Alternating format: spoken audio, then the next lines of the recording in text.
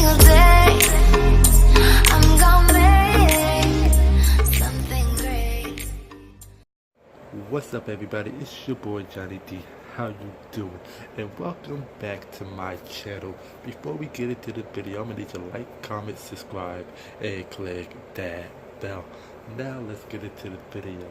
So today's video, we are talk about my heart condition, SVT. Pretty much, SVT, I could be wrong, it stands for super vascular trichinitis stuff, or something like that. But pretty much it means what it translates to is that my heart races at random, and it could race, and it's and when I'm at complete rest, it races at random when I'm at complete rest. Though, like I could be chilling right now, and it just start racing. I could be like, just standing, and all of a sudden it just starts racing like boom, boom, boom, boom, boom, boom. Um, I personally believe that I had it a lot longer than what it was, because I always had a strong heartbeat. But I'm like, okay, well, I'm fine, whatever though. And the palpitations goes away on its own. It did though, but then it was happening more and more frequently and stuff. Now, mind you, I don't know if I said this in the last video, talking about my dad, but my dad died of a heart attack, and heart diseases runs in my family, or both sides of my family actually. So I'm like, okay, I took that into consideration. Then it just started happening more and more and more. And one day, I was going to work, and it was like I was getting shortness of breath, which is one of the symptoms for SVT. So I'm like, okay, I was sick and stuff too. I took Theraflu, but then it was just started hard and hard and hard. And my mom and I drove up to the hospital. Well, my mom actually looked at me. She was like, "You okay?" I'm like, "I'm having this heart. My heart's racing." Went to the hospital and stuff. By the time I got to the hospital, I was feeling fine, but it was just still racing and stuff. Like, no, I think I can work. I think I can work. I think I can work. The nurse was like, "No, you need to sit down. Yeah, your heart rhythm is like super high.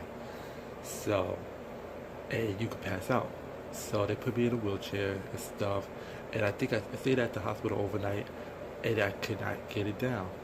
They prescribed me to some medicine called metoprolol,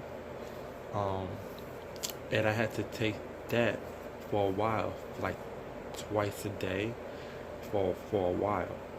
And I'm like, okay, I'm gonna do it every 12 hours, twice a day, every 12 hours, 24 hours in a day. And then I had a doctor and stuff, and he kept me on the prescription, but he lowered it down to once a day.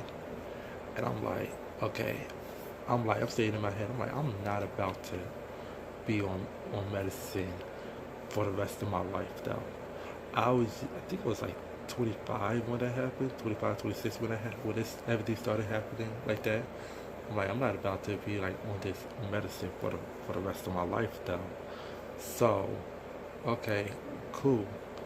My other doctor, Dr. Matakis, actually left the practice of medicine, and a different doctor, I forgot his name though, but I think Dr. Aguilar, he's a great doctor. He kept the medicine, but he said cut the medicine in half. Take half of it because he got to start weaving me off the medicine. Okay, cool. Cool, no problem. But I also have to give up caffeine. I had to give up caffeine and so caffeine, that means I can't have chocolate, I can't have soda, I can't have coffee, I can't have coffee. So I can't have iced tea. I can't have regular tea. Like none of that.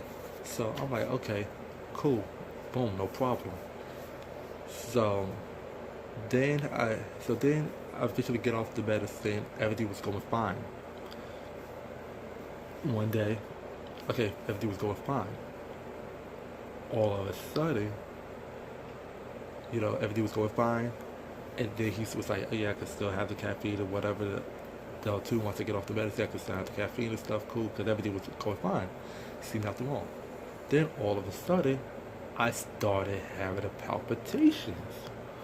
So I'm like, okay, went to the ER. By the time I get to the ER, my heart was at rest. Well, the ER doctor was like, well, we think you have this condition called SVT.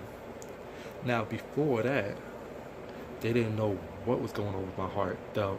And a lot of times, SVT gets misdiagnosed. It's so hard to find. So they they they didn't prescribe it to no medicine. They they sent me to a different doctor that worked at Hackensack University Medical School Center. He gave me a heart monitor. I'm gonna try to put some pictures of the type of heart monitor that I had and stuff though too. But yeah, he put me on a heart monitor and stuff, and I had to wear that though. I'm sorry, my mind got distracted. But yeah, he put me on a heart monitor, and I had to wear that for like 2 weeks. The heart monitor couldn't find nothing. Um, um, there was two type of heart monitors. The one I was gonna get was gonna go under the skin. Was gonna do like a little incision. It's gonna go under the skin. That one, I was about to get prepped for the operation. They said, you know what, we think you have SVT. We're not gonna do that one. What we're gonna do is we're gonna do it. I forgot the name of this operation that they said that they was gonna do. I think it starts with the A. But anyway, so so they put me on a heart monitor and stuff for about like 2 weeks, and it did for about 2 weeks. So I'm like, okay. They say, yeah, just continue doing what you was doing and stuff, like no caffeine, nothing like that. So I'm like, okay, cool, fine, whatever though. No caffeine, none of that. Cool, I could do that. Because I was cutting out soda anyway. So I had the heart procedure done and stuff too, and it was like, and I'm like, you know what, like I'm not about to kill myself though too, So they put these like big type of pads on me. They put one on my back and they put one on my chest though. It was like an electric shock thing. That's pretty much what the operation was. Is like they was like burning off parts of my heart with laser and electric and stuff too. But the thing is though, they gave me some medicine through the IV, which would raise my heart so they could see where it's at. And when that medicine hit, man, and mind you, I was up for this. I was like, these are the palpitations and stuff that I have. So in my head, I'm thinking like, okay, maybe I'm just making this shit up. Maybe I'm making this shit up. And I was just feeling it and stuff too. And it turns out the whole time I had SVT. Sometimes I thought it was in my head and stuff. You know how you make shit up in your head and it comes to true, but I wasn't making shit up though. So okay, cool. So that's what happened, and fast forward. So the operation was a success. The way that the operation was though, they inserted a camera right on my leg, like right between my leg and stuff, like on the groin area of my leg. I felt the cut, but but I was like numb, but I still felt it, and but I didn't feel the killing going in and stuff, and but the whole heart procedure thing and stuff, I felt that and stuff too. Um, there was a video up on YouTube describing like what really happened and stuff with the whole heart thing and stuff and the whole heart procedure and stuff. And for the life of me, I cannot think of the name of the procedure and stuff. And normally I could, but yeah, like after the operation.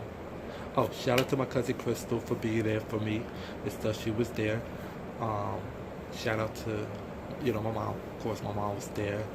Um, you know, my my best one of my good best friends and stuff though, who had a who well didn't have the operation done but had heart problems and stuff before though too. Shout out to him and his mom for supporting me and actually helping me get through it and stuff though too. Shout out ex to my ex though. Even though we wasn't together at the time, but he still came over and checked up on me and stuff too. Um, you know, and being a good friend. Like I had pretty much positive people and stuff too. But anyway, going back to the story before I get distracted, because I'm always getting distracted. So yeah, it was pretty, it was what I, so the way that they did it, I'm sorry, the way that they did it though was they put the electric pads on it, and it pretty much burnt off parts of my heart and stuff, though, too. And he said if he had burnt any more off, I was gonna need a pacemaker. Now in my head, I'm like, shit, might as well just put the pacemaker on and stuff. But then I'm like, oh wait, never mind. Like, no. So now so now my whole diet of SBT is I can't have soda, I can't have caffeine, I can't smoke, I cannot drink, I cannot do any drugs. Even though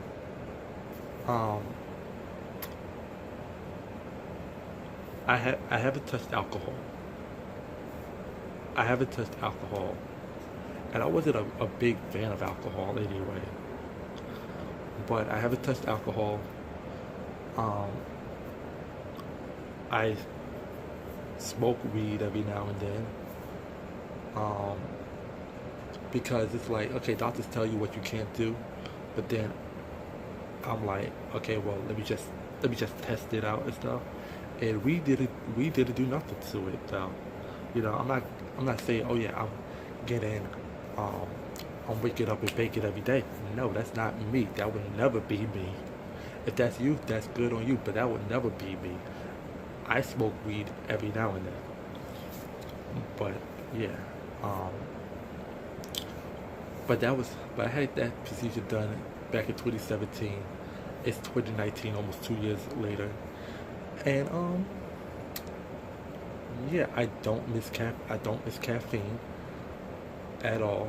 Sometimes I crave it, but I really don't. Super Bowl weekend was the first time I smoked weed since the procedure.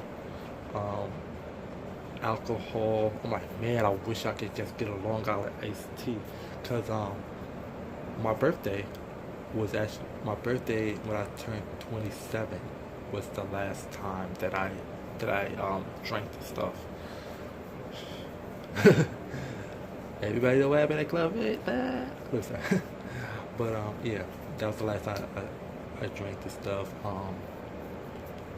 But yeah, I don't smoke. I don't smoke anyway. So I'm around like a lot of smokers anyway. So you know, but other than that though, do